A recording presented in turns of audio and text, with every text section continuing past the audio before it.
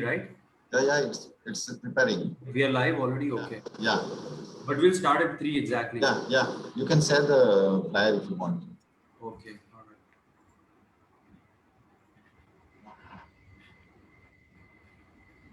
I'll share the flyer after the webinar is over.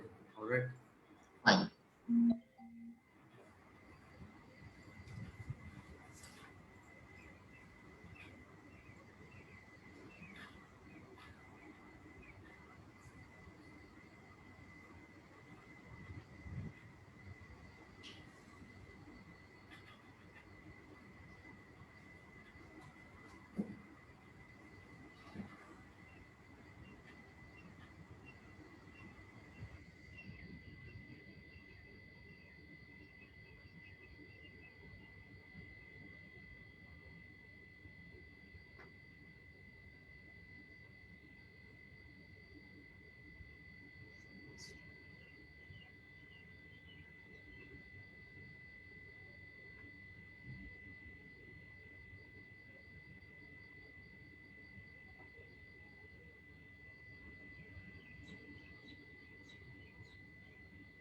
So this is live on Facebook.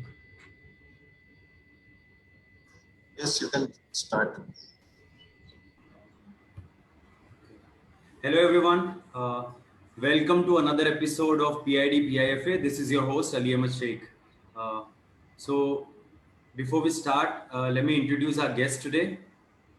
So, with over 15 years of work experience in the entertainment industry, Satish is a writer, director, and an entrepreneur. He started directing after having assisted Mr. Imtiaz Ali in his early movies such as Jab We Met, Love Aajkal, and Rockstar. His short films, Violin and Mia I Am, have done rounds in multiple film festivals across the globe and has since worked in collaboration with Discovery Channel, Netflix, Sony Music, Amazon Prime, Disney Plus, Hotstar, Tata Motors, Star Networks, Network 18, to name a few. His work ranges from TV commercials and music videos to web series to documentaries and short films as a director and a showrunner. As an entrepreneur, he runs a production house by the name of Hoga Films and a production cum distribution studio by the name of Lockdown Shot Studio. Lockdown Short Studio, as the name suggests, was started during the first lockdown in 2020 with the collaboration of more than 350 talents from across the globe and have released more than 20 short films and an anthology on Disney Plus and Hotstar. So that's our guest today, Mr. Satish Raj. Welcome to webinar of PID PIFA at PU, Satish. Hi Ali, thank you so much. Thank you so much for calling and hearing me out. You're most welcome. Definitely my pleasure to be a part of this with Parallel University. I think you guys are doing a commendable job during at least this pandemic and this whole lockdown, at least keeping the creative minds alive, alert, so to say. And that's what. Thank you so much for having me on. Most welcome. Satish, you can, start up talking about we shall start up with the lockdown short studio and the journey of it, how it all began. And, all the students from PID, PIFA are listening to you. Also, there are other viewers from outside. Please go ahead. Hi, hello everyone. Thank you so much for listening to what I have to say, and once again, thanking your university for bringing us together. So a while back, I was chatting with Ali, and I was discussing about this webinar that like you guys have been doing, and I think it's quite interesting to talk about what we also actually started during this the time of crisis, what we can call at the moment, which is the pandemic and the lockdowns. So life is actually not normal, so to say. Like, we are not living the normal life, and this is what hit me and my friend Tozi, and he's my friend and partner, Tozi and Wasim. So we kind of started brainstorming in the last year, 2020 March, just before our prime minister had announced that the country would go under a lockdown. So we started one because there were a couple of our projects, like, a couple of web series and all. I was working on a show for Netflix where I was a showrunner, and still that was in a development stage, but we were soon about to go on floor to shoot. But because of this whole lockdown, that project kind of got pushed, and all our other projects kind of took a back seat. And that was a time when I felt like, what if this lockdown kind of continues for more than a month? Like initially it was for a 15 days uh, plan, right? And then it went on for 3 to 4 months, and probably then fifth month it started opening up the airlines and all. So back in 2020 March, we were thinking like, what if this continues for a longer period of time? So we as filmmakers, we as storytellers, like, how do we continue telling stories? We can't keep sitting at home and waiting for the lockdown to get over, and then we would start filming, because that's the normal way of filming which we knew. So as an experiment, and as probably what we call new wave cinema, like we always keep talking about new wave cinema, like people try to experiment with cinema in normal times.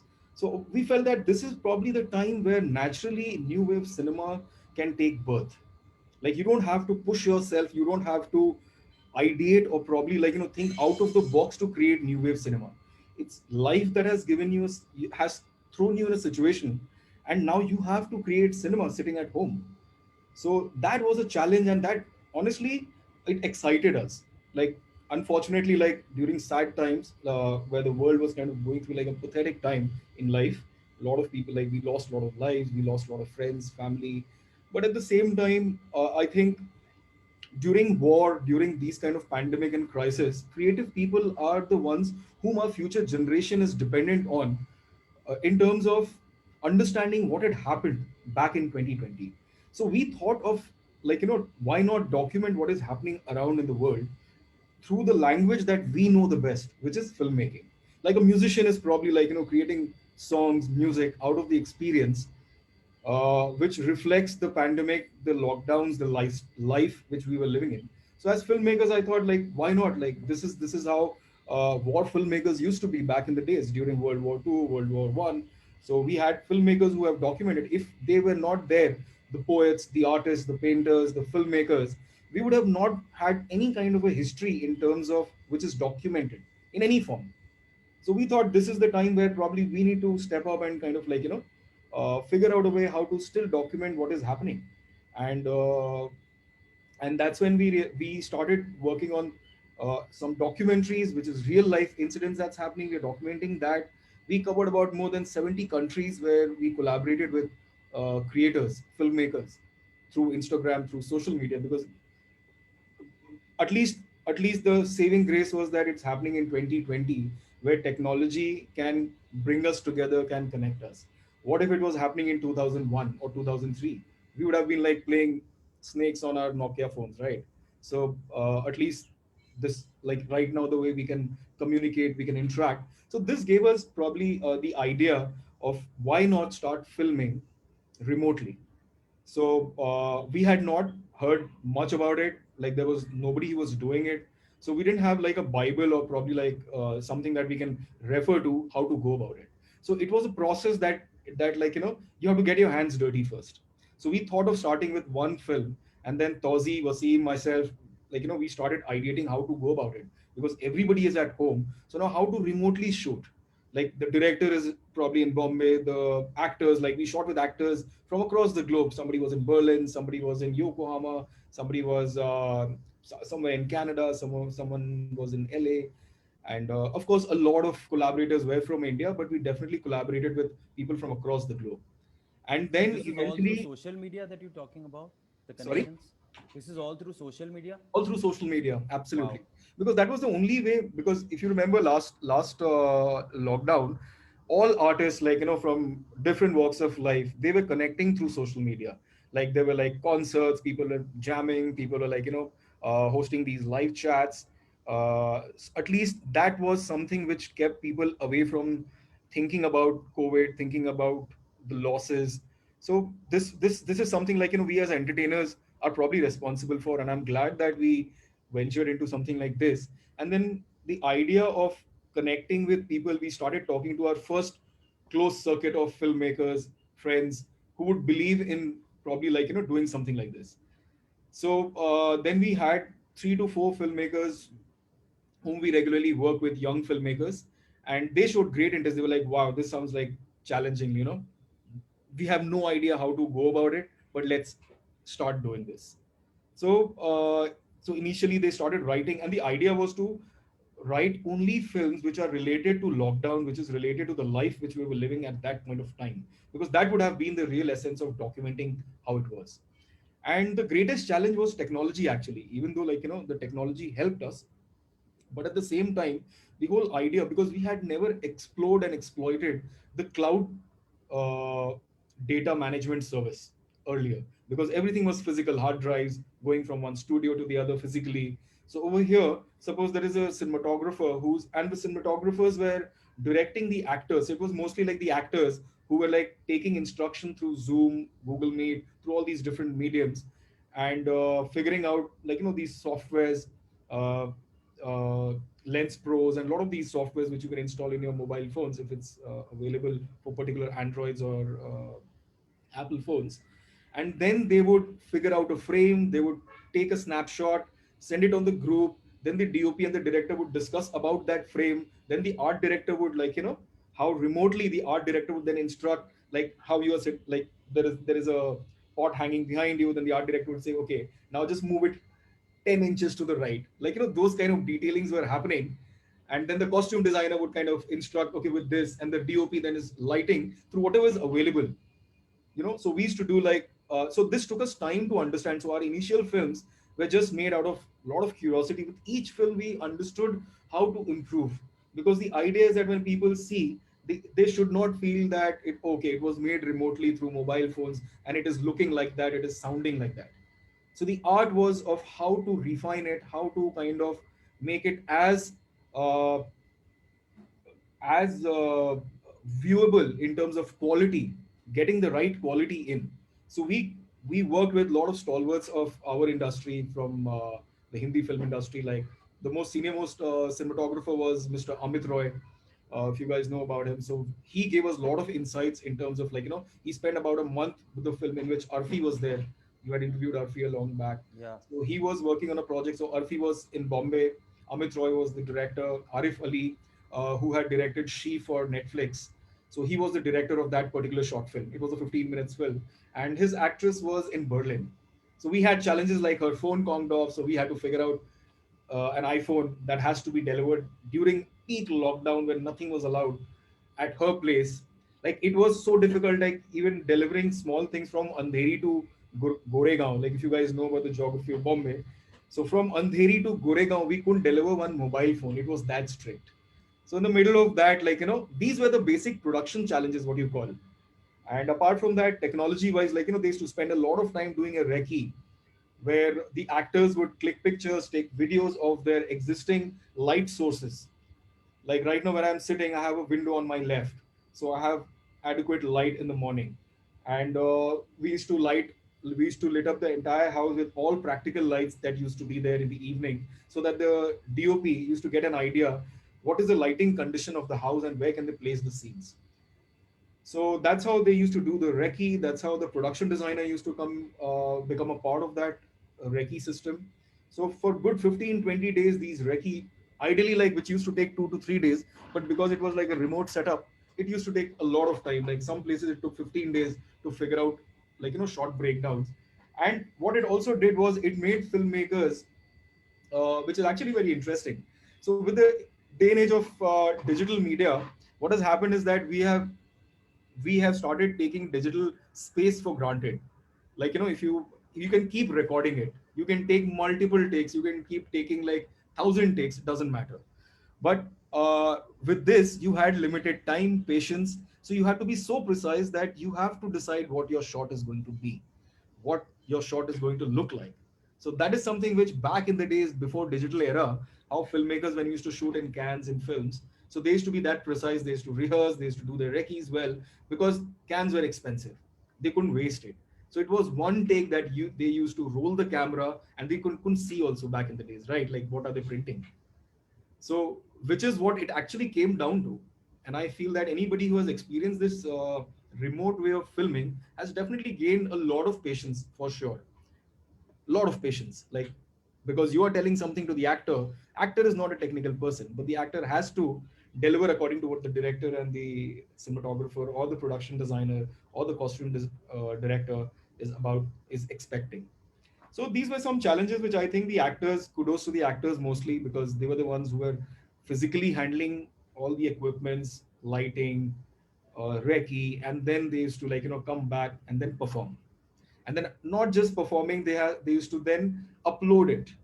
Yeah, also Upload it. look good with the demand of the character. Absolutely. Yeah. So I think that was the most challenging thing. And then the process of uploading that used to take a lot of time because everybody had different kind of internet speeds. So we had created a 2 terabyte kind of Google space. So where at a time we were working on 25 short films together. So we had a total strength of about more than 350 talents collaborating from across the globe. So imagine the kind of data influx we had on a daily basis. And somehow we had kept a timeline of 20 days to wrap a film shoot and the edit and all of that. So some editor, so everybody was placed in a different location, different city, different country. So the data management was actually something that we felt it was great to learn how to manage that.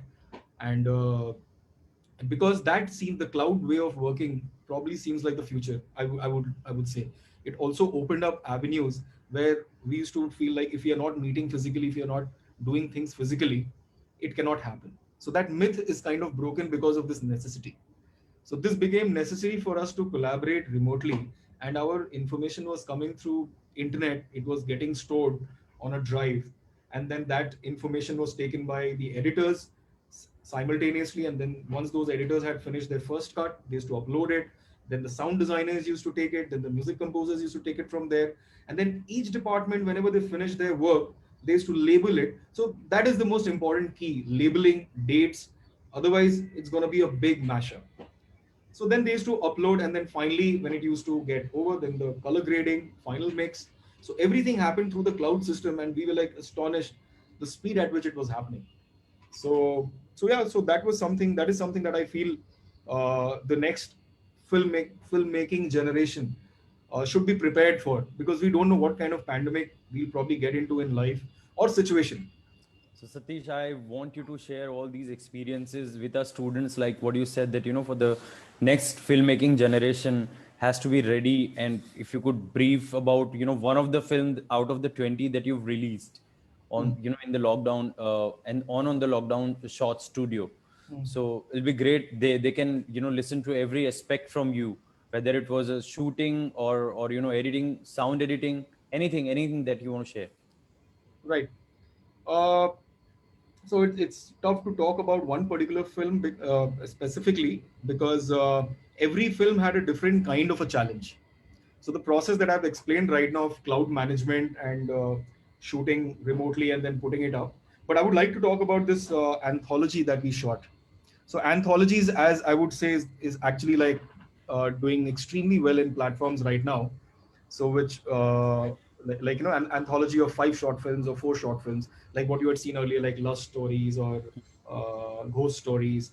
So if you look at all the platforms, everybody's coming up with, even the South Indian films. So they are coming up with these very interesting. So they select a subject and then give 5 filmmakers or 4 filmmakers the same subject and everybody's interpretation of that same subject. And the content is evolving, right? Because right now I feel the patience for watching like a 2 hour film has kind of decreased.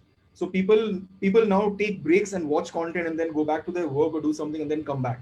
So which is why I think the anthologies are doing very well. So I would like to talk about the anthology that we made, which was called Love in the Time of Corona.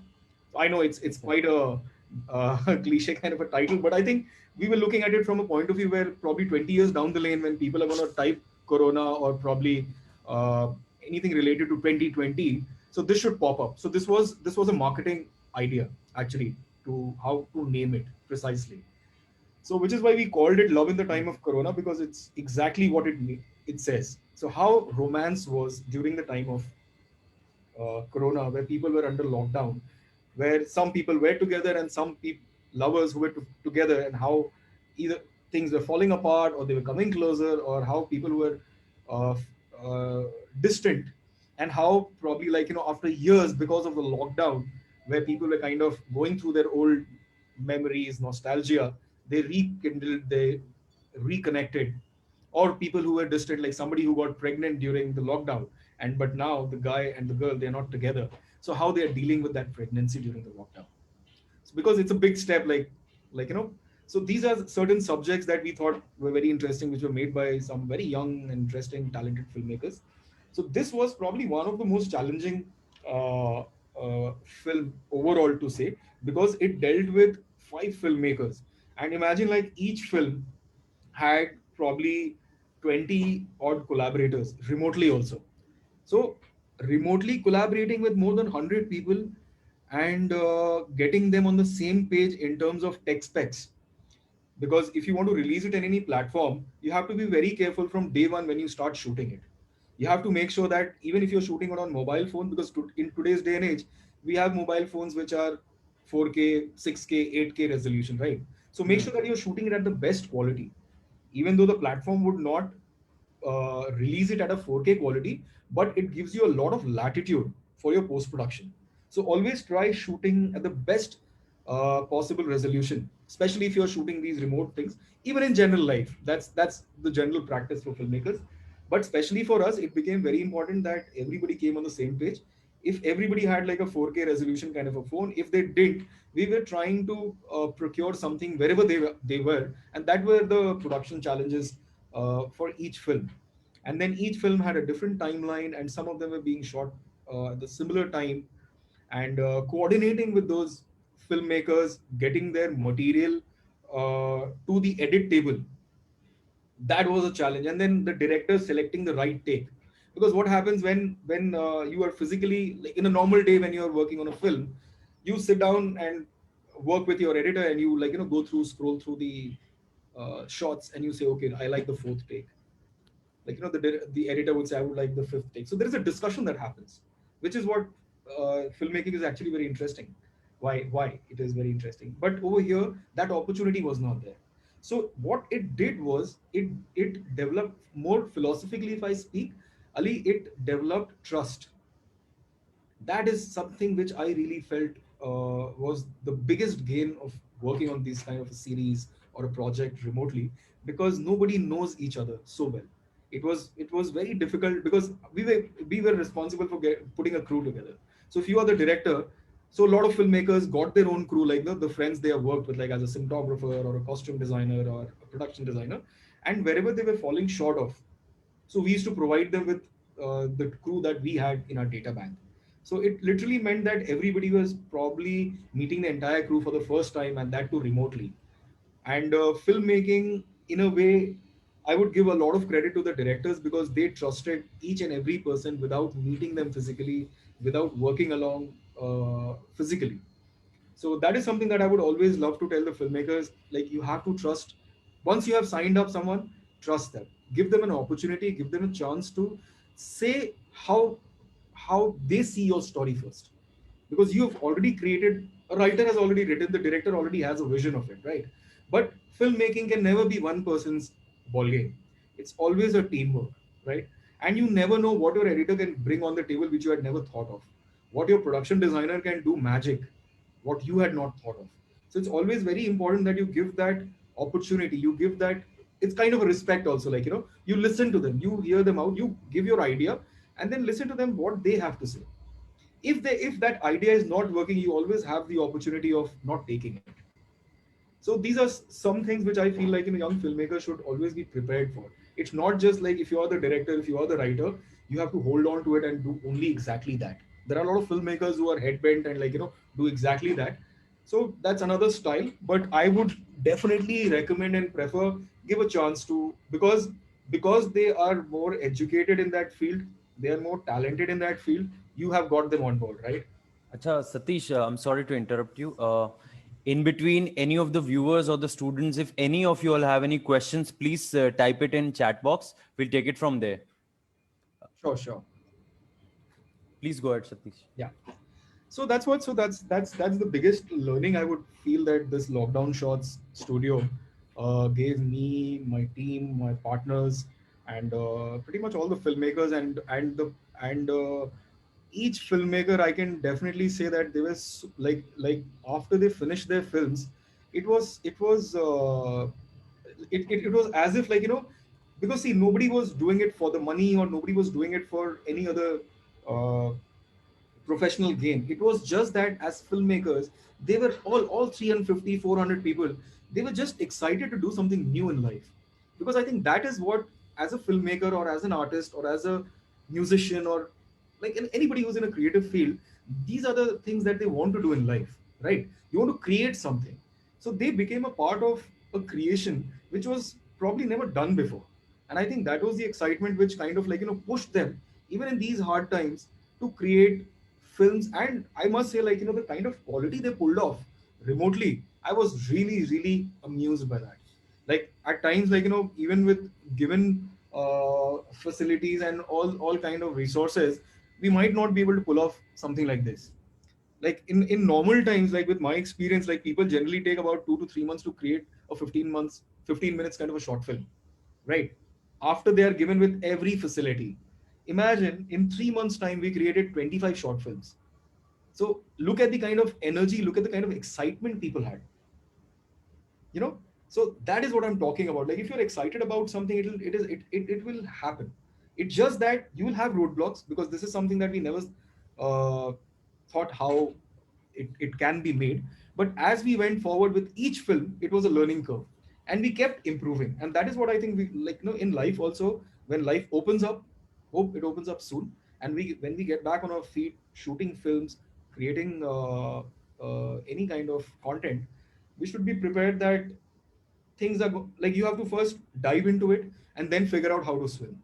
Like, it's somewhat like that. Like, it's like you're thrown in an open ocean, and now you have to figure out how to reach an island or probably land. And during that process, you will face a lot of challenges. There might be technical challenges, and mostly, like, technical challenges, I think we all after a point realize that it is going to happen. But the biggest challenge was, I think, emotional challenge for everyone. Like, how to hold on to, like, patiently. Because right now, physically, if I was there, like, I can physically, like, shake you and say, Ali, do this, man. But right now, imagine if I'm telling something to Ali, it's not happening. Yeah. I can't do anything about it. So those were the things. I think that's how I think the team grew as filmmakers or talents. So that's something I would love to love the students to explore, experiment, keep experimenting. And this is the right time. Like, right now, you guys are still in college. Some of you might be passing out next year, and some of you might take 2 more years. So don't be afraid of like, doing something that probably you feel nobody has done ever, because that is where you will uh, explore yourself. Don't fear in exploiting yourself. Exploit as much, push your boundaries, tell yourself that why can't this happen. you know there was once a very nice line that I read, that if you can write something, you can film it for sure. So always believe that if you have an imagination, like, it will, if you put your head together, if you have the right kind of believers as a team, you can make anything under the sky. And that is something that I have experienced with a lot of projects that I've done, a lot of films that I've personally worked, I've assisted on, I've directed, or the stuff that I have produced. And so I have seen so many challenges, so many things falling apart. But then the idea is that you have to make, and it is not a school project for us, that we can take our time, we can do, there are limitations. And the most important thing, that when you work in a professional career, you are answerable to somebody who's putting money. So that is the most important thing that you have to. Also time frame, right? Absolutely. Delivery, I think that's the key, no matter what. See, like, I have been to a couple of film schools where I've taken workshops, and I love doing this, like, because I also get to interact with young minds, and that keeps me on the ball. But one of the biggest issues that I felt with film schools, when you mentioned about timeline, is timeline. They are not at all in sync with deliveries. Like, for us, if we have a 24th release, then we goddamn have to release it, because there is so much at stake. But in film school, what the problem that I felt was that I'm sure everybody wants to make a great film. Everybody wants their whatever they're creating to be par excellent, should be recognized, praiseworthy. People should connect with it. All of that is there, but it cannot happen at once. You have to understand this. Like, you cannot make a Titanic as your first film.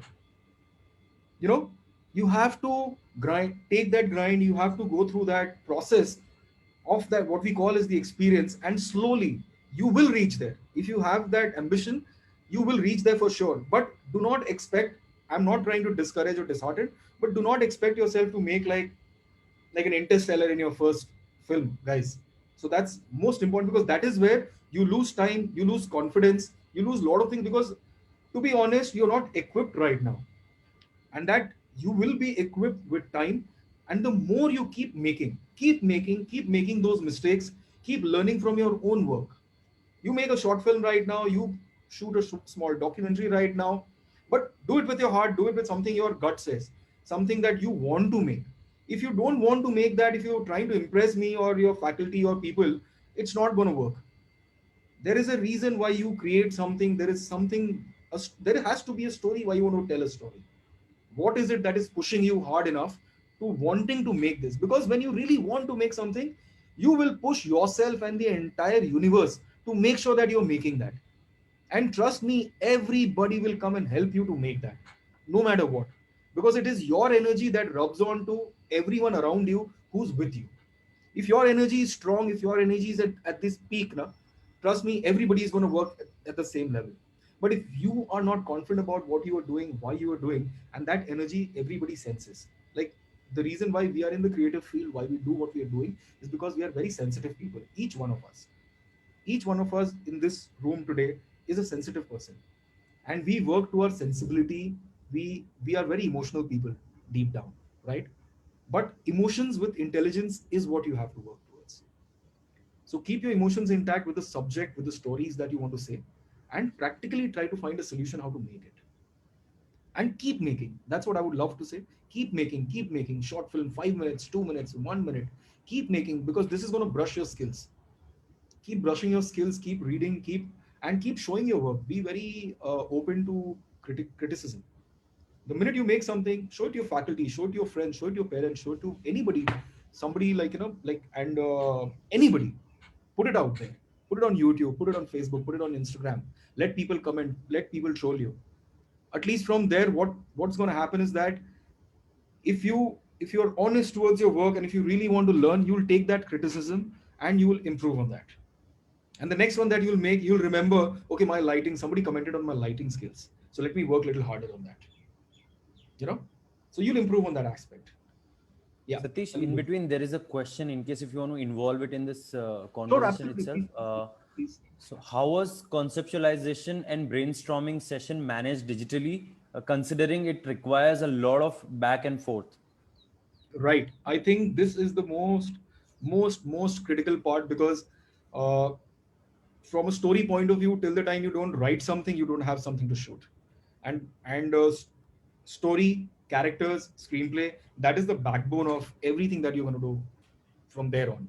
So we spent a lot of time. Like, ideally, if it would have taken us 10 days, if it would have taken us 10 days to physically, in a normal time, to jam and create like a story together, like between two writers, director or the writer, or the, over here it took much longer, because of some people were like in the States, some people were in India, because of the time difference. So we kind of depended on this Zoom calls and Google Meets. And apart from that, I think everybody started writing like comments. So that wasn't a great practice earlier, according as per my experience. Like, people were like how we are discussing right now. So that turned into written work a lot. Like, if Ali has an idea right now, he shared an idea verbally, like over a call or over a Zoom meet, and then eventually it would always help that Ali wrote it down. And we have recorded pretty much each and every session. So what happens is that if right now Ali and I are working, so if the third person joins us after 5 days, so we can send all the recordings to that person to go back into what we had discussed, come on the same page. So that recordings became very interesting. In fact, we are working on a larger format of a documentary where this entire 1 year, what we did, how it came through. So we'll be releasing short behind the scenes also of screw ups, and how these discussions, what you're talking about, happen. So these two things actually help recording all our sessions, the discussions between not just the writer director, but good thing was like everybody was a part of it, from the costume designer to the set designer, because everybody needed to know what exactly is going to happen. And that is what a great director does. A great director, a producer make sure that everybody is on the same page. And if everybody's on the same page, you're not wasting time. And time is of essence. You can't waste time at all. Even on a regular day film shoot, time is very important because each minute costs the producer. So that was the key to figuring out the jamming sessions. If I've answered what you're looking for. Well, a viewer is listening, so I'm sure she must have got the answer. She's one of our faculty. Thank Okay. you, Dhara, for your question. Saurav Singh, you trying to say something? Can you please type it in inbox, your question, so that I can pass it on to our guest? Satish, you can continue meanwhile. Yeah, sorry.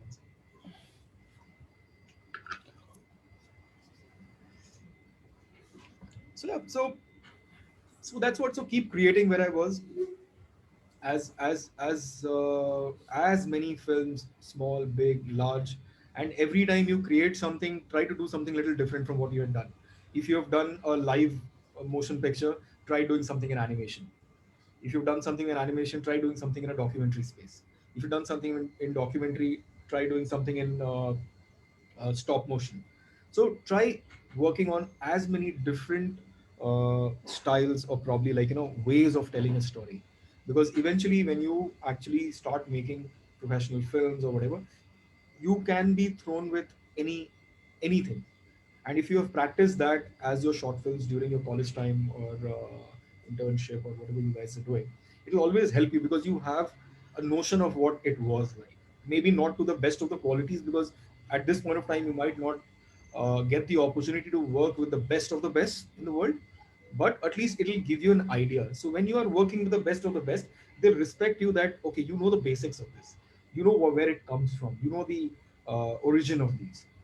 So, which is why keep practicing, because theory, I'm glad that film schools teach theory, but practicality is something that filmmakers need to understand. Like I'm sure that a lot of fashion designers, as you mentioned, they are there. Then a lot of set designers, architects, so who are a part of this chat room right now.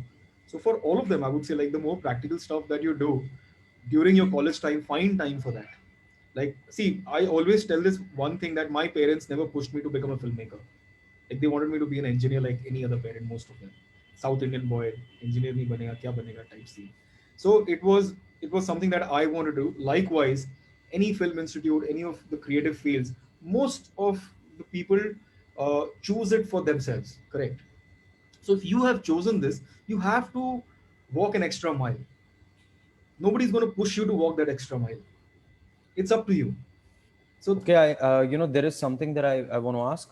There are a lot of students, like you said, there's so many aspects from filmmaking, from direction to production to set designing to, but there are also a lot of students who write, they are enhancing their skills. So do you have any suggestions, or maybe how do they improvise on their skills? see, writing again, it's like writers are like painters. So you can't teach them a style of painting. It's something that comes from within, right? So for them, the most important advice that has come from a little bit of experience of writing that I have is discipline. If you want to write something as a novelist or as a screenplay writer or as a storyteller, you have to find discipline in writing. Like every day you have to make sure it's a job. It's probably like school, it's like college, or it's like your office, where you decide that from 9 o'clock to 10 o'clock I'm going to write, or 9 o'clock to 12 o'clock I'm going to write, evening so much time I'm going to write. So that's the only thing, because see, a lot of times we writers, mostly we have ideas, right? We are excited about ideas, until the time you don't pen it down, those ideas start disappearing. I'm sure a lot of times it must have happened with everyone, that you would have thought of something kick ass. But by the time, like, you go down to write it down, or you forget certain things, certain elements, which were actually the magic in it. So make it a practice that whenever you have an idea, pen it down. And today, like right now, we have our mobile phones. That's the best. Email it to yourself. Just write a note, stick it. Put a note email it to yourself, WhatsApp it to a friend or whomever you trust. Like, whatever way possible, just write it down no matter what. So that's one most important thing. And discipline, as I was saying, if like I'm mostly talking about long formats, like if I'm writing a feature film, it takes me somewhere between 6 months to even a year. Like one of the films has taken more than a year, probably 1.5 years, for me to write that. So to sustain, it's like a marathon, right? To sustain, like it's not 100 meters dash that you sit down and you finish. Because when you write a feature film, you're talking about 100 odd pages.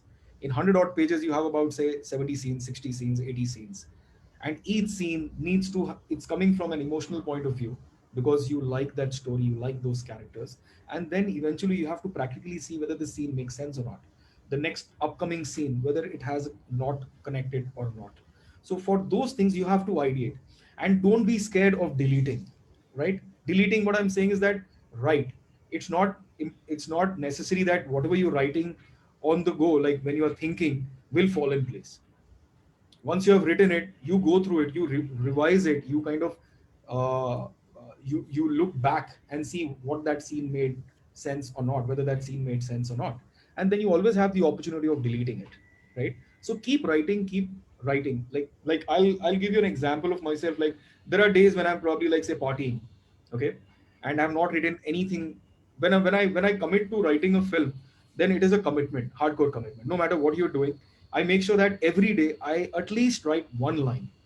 No matter what your situation is, I'll make sure that I'll write one, whether it makes sense or not, next morning. But I'll write. So that you are telling yourself that every day you have to write. And then when you're practicing that, believe me, after the third day, you'll automatically start writing sense. So to getting there is the most challenging thing, and then continuing that till you finish something which you are excited about, it takes a lot of patience, a lot of sacrifice of your free time, a lot of sacrifice of a lot of other things. So these are few things that I feel technically that I can say, and creatively I think you should just explode, just explode. Don't limit yourself. See, again I'll come back to the point of impressive. Whenever you're writing, there are two thoughts that comes in your mind. One, that you really like, and you are the only person who knows that you really like this, right? And then there is another thought which says that this scene people are going to like, you know my girlfriend's going to like, my parents are going to like this, the audience is going to like this. So try as much as possible staying away from that thought. Like, I might be sounding like a purist, but that's what like I believe in, like, and after which you always have, like, so once what you have in your heart, once you have what you want to uh, tell, then you can come back to it from a little more practical perspective. When you're kind of editing it, then because ultimately you have to make it commercially viable also, if I can prophesize that aspect. So yeah. Okay, there's something, one more question. The digital revolution has flooded the marketplace. Do you think cheaper digital platform production methods have helped create more production, more product than buyers? I would say yes, definitely, because right now everybody can create content, and with the boom in the platforms, and especially during this pandemic right now, they are accepting anything in terms of quality standards. So that is something which is little scary, because earlier platforms are very particular about the kind of image they want to create about themselves, right? So right now it's kind of going a little haywire because of the abundance of content that's coming. But there is consumption also. It's only because of the pandemic and probably the lockdown period right now that people are spending so much screen time that they also need content. So the consumption is there. But at the same time, when you say buyer, I think that buying capacity is low. So people are looking for freebies mostly. And so most of the platforms are right now dealing on a revenue share basis, because they are also not sure whether they can recover that cost or not. So they are picking up content and giving the hope to the creators that if we make money through advertising or any other source, we'll share that revenue with you. So this has become a very popular module with a lot of platforms at the moment. So I would say yes, like what the question was, it's absolutely true. So there are less buyers and more content, where there is where the bar of most of good platforms used to be clear, and here, as of now, it's flaky. They are also pretty much not sure what's going to move.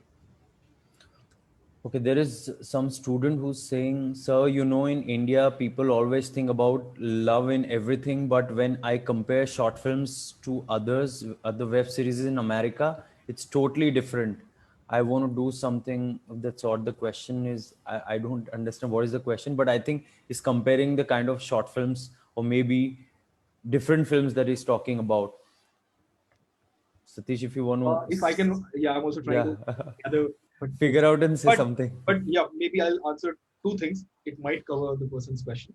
First thing is that if you're comparing something with American or British or probably European cinema and content, uh, what we need to understand is that it is a very different culture that they've grown up in. Understand, right?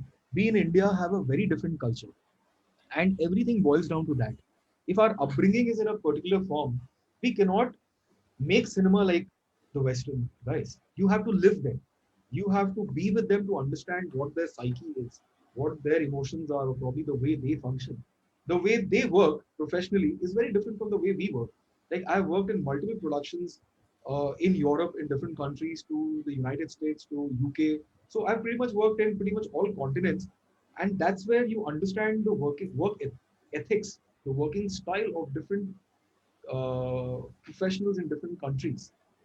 You know, over there, if I may say, like, in India, we waste a lot of time during work, to be honest. Like, which is why instead of working for 6 hours or 8 hours, we land up working 12 hours, 14 hours. We always have these last minute kind of, like, rushing, and kind of, it happens in a lot of professions. But in India specifically, it happens more because we take a lot of chai sutta break. We do a lot of stuff which kind of, like, takes quality time from your work time. And this is something which I have observed in the West, where they, if it is work time, it is work time. You know, they don't take those sutta breaks as often as we do. They'll have their lunch, and they'll have proper lunch with their wine, with their champagne. Nobody can disturb them. You can't get them to do any work because that is their time, and you should respect that. So somewhere it comes from work culture that we have grown up in. Somewhere it comes from the lifestyle culture that we have grown up in. So it's not fair to compare the kind of content. But yes, what I would again like to say that, why can't we make quality content like this? If that is the question in terms of the quality, because we again, we now, like, technology wise, right now, India, the Indian cinema is still kind of not there.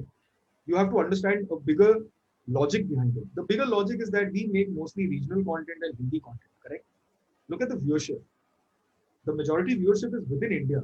And if you look at the content which is made by the Americans or probably the Britishers or the Europeans in English, it is a globally viewed content. So the revenue that a film that is made in India, a short film, can generate will always be limited because of the language. No matter how much it goes on international cinema with subtitles, but it's not the majority of people, it's not the masses who watch subtitle films, right?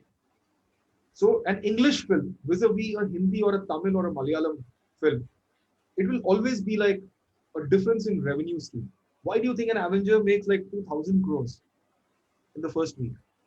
Because look at the screens, look at the countries they release in.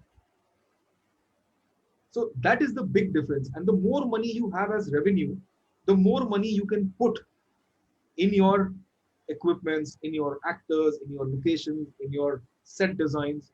So it reflects, it's a direct reflection of the kind of revenue.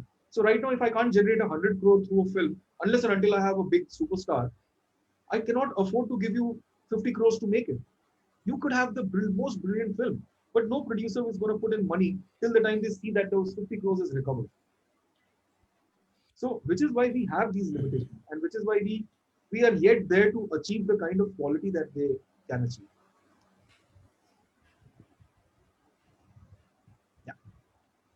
Okay, Satish, I want to ask you more questions about the feature films that you've done. Also, there are a few questions from audiences, but before that, I want to talk about, we Parul Institute of Design, we run fashion designing, interior designing, visual communications, product design, filmmaking, gaming technology. All the creatives are listening right now. Also, I want to announce there's good news that now we are also going to be leading specialization courses into masters, like accessory design, jewelry design, and footwear design, textile designing, apparel, fashion communication, and journalism, grooming and styling, set designing, toy designing. I mean, so many creative courses those are coming up in the coming academic year. So all the viewers who are interested into studying or doing specialization into their subjects or masters, please join Parul Institute of Design, also Parul Institute of Fine Art for that.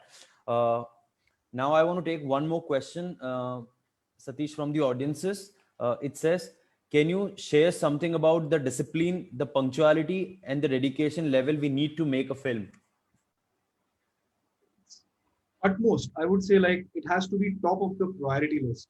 Like you could be in the middle of a landslide, the earth could be like falling apart, but your focus and your priority has to be there. And you have to have your own set targets in terms of timelines. Like, I need to finish this script in the next 10 days, for example. Make sure that you're finishing that script in 10 days. You'll find 10,000 reasons as an excuse why you couldn't. But you have to give that excuse to yourself, not to anyone else. Right? So if you are happy giving excuses to yourself and keep prolonging things, might as well do that. But it's just something that needs to come from you, that you have set a target. And once you've set your target and your priority, if the film is your priority, then trust me, everything can wait. Everything will find a way of how to happen around it. It's only when you set your priority. If you know that partying is my priority, then you can, give you homework, kal kar lenge, parso kar lenge. You karte ho na, because that is your priority right now. So likewise, if you make it a priority, because it is going to require a lot of you, and not just you. If you are a director, for an example, it will require 10 times more, because you have to motivate 20 other people along with you to make that film which you believe in. Imagine the task. You have to make your costume designer believe in what you're making. That person needs to be in sync with the aesthetics that you are looking at. Your production designer, your set designer, everybody is depending on your excitement, on your commitment. If you are not committed, I'm sure nobody working along with you will be committed to you. So you have to set an example for yourself. If you can keep doing that for yourself, I'm sure people are going to follow you. And they are going to set examples and work along with you. And trust me that you definitely manage to not only just manage to finish a film, you'll be proud of what you've made. So look at the bigger picture. Always look at where you have to reach. Like, your final destination is that your film is complete and you're releasing it. Not just completing. I'll talk a little bit about releasing also. Like how important releasing is. There are so many films that are being made, but out of 100 films, I would say only 20 films released generally. 80 films don't ever see the daylight sometimes. So it is extremely important that you push yourself till it releases, so that you not only as a creative filmmaker, you are making the film, directing, writing, shooting, editing, music, sound. But apart from that, how do you do the marketing of the film? How do you do the PR of the film? How do you put it out in a platform? Whom do you have to reach? Whom do you have to pursue? Whom do you have to push? Keep pushing yourself till the world sees your film, because that is the ultimate goal of a filmmaker. Not कि मतलब मैंने घर पे film बना के रख ली and I want to watch that. Right? You are making that film for the world to watch. Send it to festivals. Send it to as many producers, distributors. Connect with them. It's such an open field right now. You can message anyone. You can DM anyone. You can reach out to anybody. And the best part is they all listen. Like in my experience during the lockdown short studio, there are so many filmmakers, artists, musicians that we reached out to. If I've reached out to say 100 people, 20 have reverted for sure. And out of those 20, we have collaborated with 10 of them. So because we were positive that something is going to happen. So keep that hope alive and be dedicated in terms of, and you will need, as you mentioned, like patience. Patience where you have to have no matter what. Because the minute you lose your patience, you lose focus, you lose your entire grip over what you were doing. So till the end, till you release it, you have to maintain that same level of focus and patience. Like imagine you're shooting scene number 10 on day 1 of your shoot, in a 10-day shoot, and you're shooting scene number say 50 on day 10. If you have lost patience, if you have lost your excitement on day 50 of your shoot, so are you going to shoot a bad scene? Because it's going to come up in your film in the middle somewhere. So you've done a brilliant job in the beginning and then suddenly your film falls flat because you were not motivated enough, you were not passionate enough, you didn't have the patience to deal with your crew. So you just said कि जो भी हो रहा है चलो shoot कर लो, I don't care, because you were angry, you were upset, or you probably like lost patience. So that's going to reflect in your film. So no matter what, you have to be, you need to have the same level of excitement on day one and the last day of it, because that is what is going to be seen in your film. Okay. So yeah. Acha, the feature films that you've done with Mr. Imtiaz Ali, I would like you to pick up one of the films that you've done and talk about your experience from academic perspective. Okay. The closest to me was Jab We Met, because that was my first feature film as an assistant director, in which I was working, where I had no idea what exactly happens on a film set. So that's the closest. But at the same time, I would like to talk about Rockstar, because Rockstar was the film which I felt the most connected as a person, as an artist, as a filmmaker. The story of that film, the characters of that film. So that's something which I was extremely excited, and I was very fortunate that I was a part of that film uh, from 2006, because that's when it was supposed to be made, long back, with John Abraham, and we were still looking for a female lead in 2006, back in the days. And so this is the journey of how films. It will be very interesting, never lose hope or confidence. So that film was probably written in 2000, I think, 3 or 4 by Imtiaz, 2002, 3, while he was making Socha Na Tha, and Socha Na Tha took four years to be made. And during the time when it was, because the producers didn't have the monies, so they used to shoot for 2 days and then wait for that money to come in for 4 months, and then shoot for 5 days, and then wait for 3 months, and then shoot for 2 days. So likewise, they finished the film over 4 years. So during that time, as a filmmaker, Imtiaz started utilizing that time by writing. So that became his asset. So when you don't have work, you create opportunities and work for yourself. So you start writing your concepts, your ideas. So that's when Rockstar was written. And 2006, it almost went on floor. We had signed John Abraham. He had started roaming around with a guitar and being in that character, and all of that happened. But unfortunately, that film didn't take off. And that was the time when Rahman sir also loved the script. And in 2006, he had kind of signed that film with another production house. But then that didn't happen. And then eventually Jab We Met happened. And then Love Aajkal happened. And then eventually Rockstar happened in 2010. So when Rockstar happened, I already had the idea of the world and all of that. And I used to sketch, very basic sketching. I used to like doing storyboard a little bit, not like professionals, but emotional mood board kind of stuff. So I was aware of the world. And then the reason probably I got so involved in the film was because of Imtiaz sir, who involved us from the writing process. When it was a 10-pager, we were involved in that film when it was just in 10 pages as a story idea. So since then, every time he wrote the next draft, which was the 25-pager or the 30-pager, we used to read, give our feedbacks, we used to have discussions. And that's how then eventually 120, 150-pager came out. So it was after a long journey of discussions, process of evaluation, of having our own set of arguments over scenes, or what this character can do, what this character cannot do. So the interesting part was that the more you're involved in the scripting stage of any film, any content, the more you're involved with the characters, the more you are seeing it clearer. It helps you design the ambience of that film better, because you know those characters, you know that scene very well. So I started my career as a costume person, like Ali would know. Like I used to design, I used to choreograph, I was more of a design guy in my head. I used to sketch and all. I've seen you working. Yeah. So I never knew back in the days, when I was in college, that so I used to do theater and all, but I never knew that I'm going to be a filmmaker back then. But I was always involved with design and all. So I got an opportunity to work as an assistant director who's looking at costumes. So I used to handle the costume department in Jab We Met.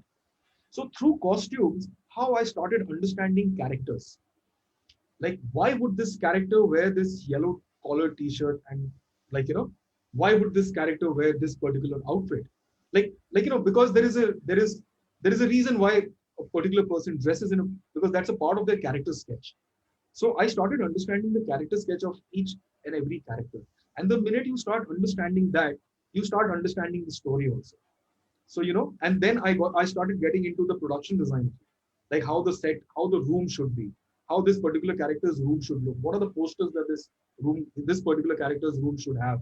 What's going to be on the tabletop? What kind of a bed, what kind of lighting this room should have, because the person is like this kind of a mood. So it helped me, like this design thing.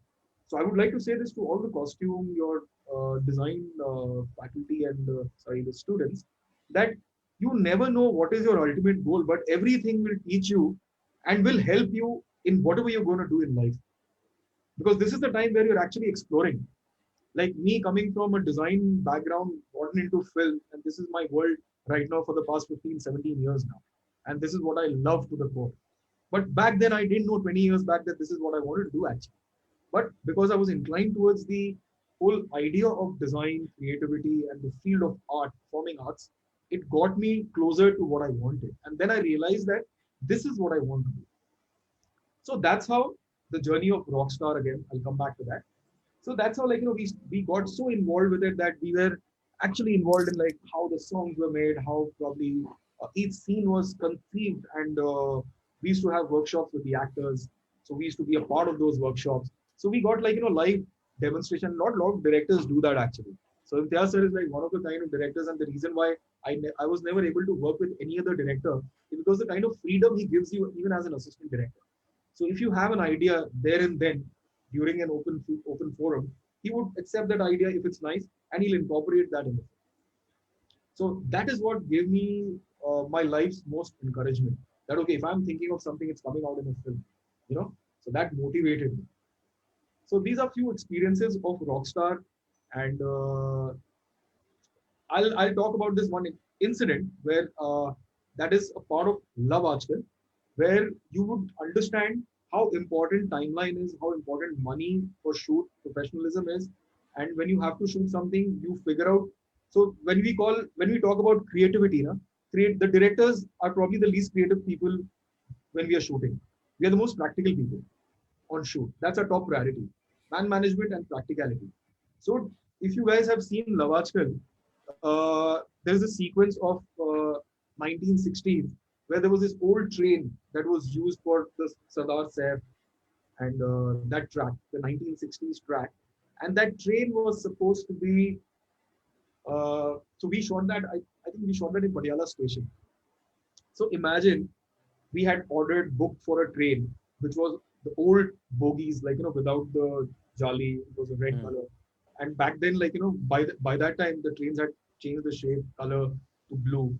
So no red oxide painted trains were not existing anymore. So we had to order and kind of, get it from somewhere else. So just a day before the shoot, we realized that the train has not come yet. And after inquiring a lot, we realized that the train had come and that was a wrong train. It was a brand new bogie kind of a thing that had come. We had no clue because we were expecting like that old 1960 train, and the engine was arriving that evening. So we had no other option but to, in that one night, we had to transform 8 to 10 bogies of that train overnight for the next day's shoot into that old 1960s style, change the entire color, cut off all the grills from all the windows, change everything in the interiors, do all of that. And it was possible, and we managed to do it in one night. So Brilliant. because there was so much at stake that we had to, no matter what. So the reason why I'm saying this is that you will face these challenges because anybody would have probably like given up. Ki ab jab dusra train nahi aayega, we'll do it. But then this was a call that the producers took, the director took, and luckily, and you won't believe the entire Patiala was there. वहाँ के जितने welders होंगे, जितने paint shops होंगे, everybody was there to make that train happen. So these are some incidents that I remember. And from Rockstar, I would like to talk about this. We shot the song Nadan Parinde half in Verona in Italy, and half of the song was shot in Hyderabad in Film City in a set. And this all happened because of budget constraints. So we were shooting in Prague, and we had this location, the Verona's location, which you would see. the opening of the film, which is like a Colosseum, and it had like this huge theater. So we were shooting in Prague, and we we we had planned to shoot in Verona, but unfortunately the budgets didn't come through because Italy is probably one of the most expensive places, and to get 2,000, 5,000 background artists to clap and shout for the concert, it was impossible because it was going in multiple crores. So luckily, what happened that we had some basic planning done. We had not locked things, and our Prague schedule got over about a week earlier. We managed to finish the shoot earlier, so we had time.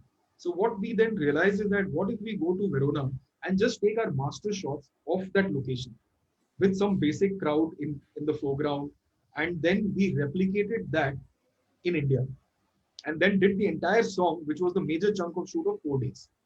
So we cut down on 4 days of shoot over there, we cut down on the crowd over there, and we saved about 10 to 12 crores. And vis-a-vis, when we created that entire set and VFX and all of that, it hardly costed us about 4.5, 5 crores. So we managed to create the same thing in half the money. So sometimes you have to take these big calls on the go. So this was something which was very important for us and memorable because we realized like how actually it fell through. So that's another thing. And then So yeah. there is a question from one of the audience that I've received. One is you audition according to your script, and another way is you want to work with an actor. How do you generally deal with it, and anything that you want to put in? So when you're writing now, I'll talk from a writer director kind of a point of view. When you're writing, you already start imagining a particular kind of a personality.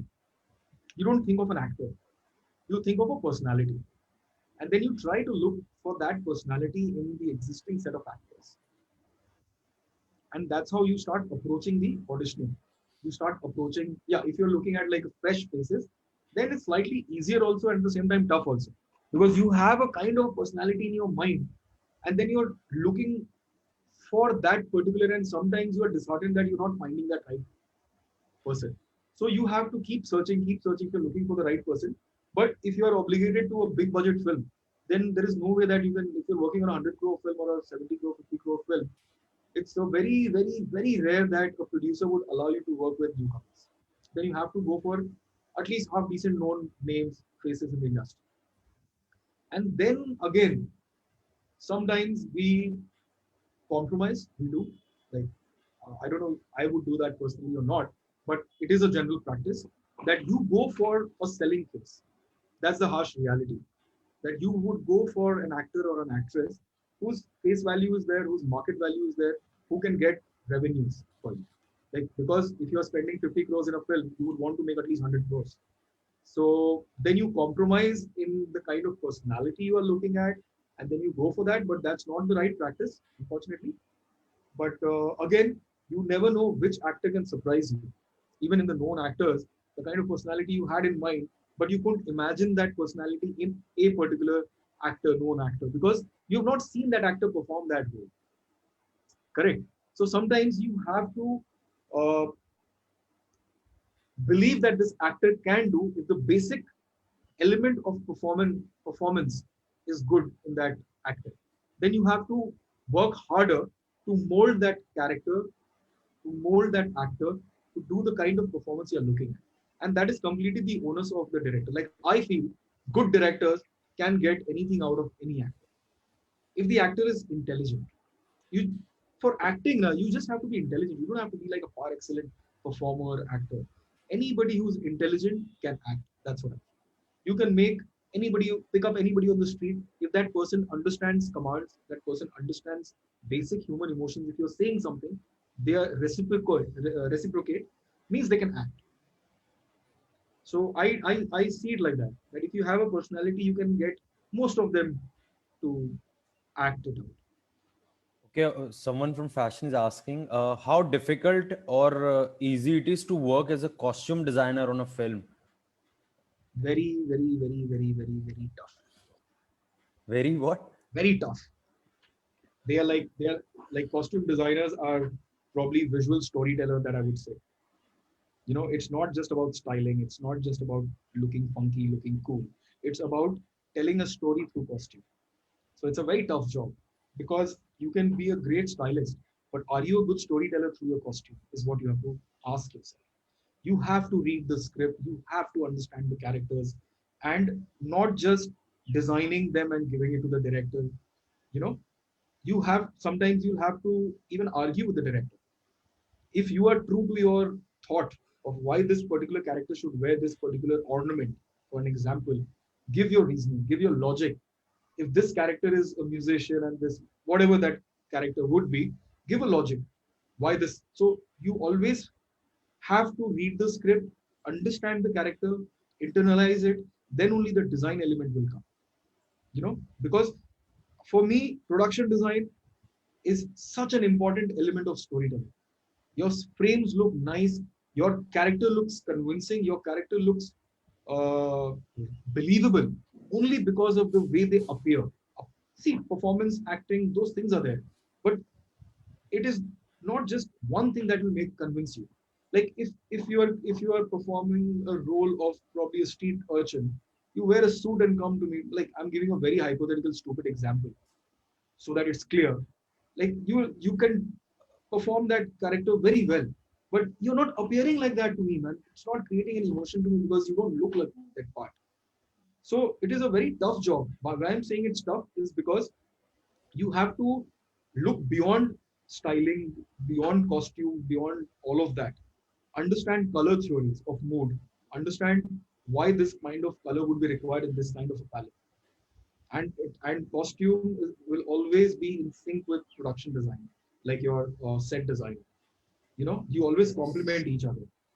So you have to always discuss, like, okay, I'm thinking of these kind of colors. I've understood what this character needs. But then if the production designer says that I'm getting the wall of this color, so then that is something which requires a discussion. So it is not just buying clothes off the rack or creating something and giving it to the actors. So Like there is also interaction with other creatives on the set. It's just not about that one individual working, as you said. Yeah. And again, for costume also, like, the toughest part is, like, you'll have to keep sourcing, keep giving options, keep giving Yes, options. yes. You might get frustrated. Keep Yeah, reminding. I have shopped the entire shop. What does the director want? So the key thing is that you have to understand what the director wants. That's where you won't waste your time. If you've understood now, if you've understood the character, then the director doesn't have to spend so much time. Then the director is confident that this particular person, this guy, this girl has understood what I'm looking at, and they know which yellow I'm looking at. It's that. Okay. Also, since you mentioned about the set and the production part, so Yeah. what is better way of working, as in on the real sets or sets which are created for the shoot or for the film? See, again, it depends totally on the kind of story and the budgets you have. Like, your set, your locations are totally a demand of a script. Like, for an example, if I'm looking at a busy Muhammad Ali Road, it's better if you can do like see, again, it depends on what kind of scene you're shooting. If you're shooting like an elaborate scene with an action sequence with 40 characters over there with bombs exploding with gunshots, then it's better you create a set because everything is to your disposal. You can break anything, you can do anything. It's under your control. When you say cut, everybody stops. When you say action, everybody performs. So when you want things totally under your control, that's when you opt for set. And that set, if it's that scene, should be worth spending that kind of money. If you just want one walking shot of a person on Muhammad Ali Road, might as well take a camera, do a gorilla shoot, hide your camera, ask that person to walk, have 3 cameras so that you don't miss the shot from different angles. So it is why, what are you shooting? It depends on that. So you can never take a call beforehand that I'm going to shoot everything on set. All right, Satish, before we end, there is this one last question that one of the students asked. Any way that, a student can be part of that lockdown shot studio? Absolutely. Yeah. We see the most exciting part for us in Lockdown Shot Studio is that we have actually worked a lot with young filmmakers who are still in college, who have just passed out of college. In fact, our own internal team. So we are a team of about 17 people. out of that, I'm like, except for me and two of my partners who are the oldest, everybody was like, 20 to 25-year-old young kids who were excited about what we were doing. Even our social media team, our content team. So we keep looking out for young talents and people who'd love to So I intern. shall definitely approach you for, few of our students who wants to work under. Absolutely. Thank you, Satish. Acha, your last words before, we end the session to our students, everybody from, fashion to interior to filmmaking to set designing, all the students who are listening to you right now. Yeah, I think we are very fortunate that we have chosen such careers and paths, and you guys are studying. Back in the days, there was not so much of motivation for us, to be very honest. And we didn't have so many institutes. We didn't have institutes like Parul Academy, who are getting you professors and such great faculty and opportunities and exposure.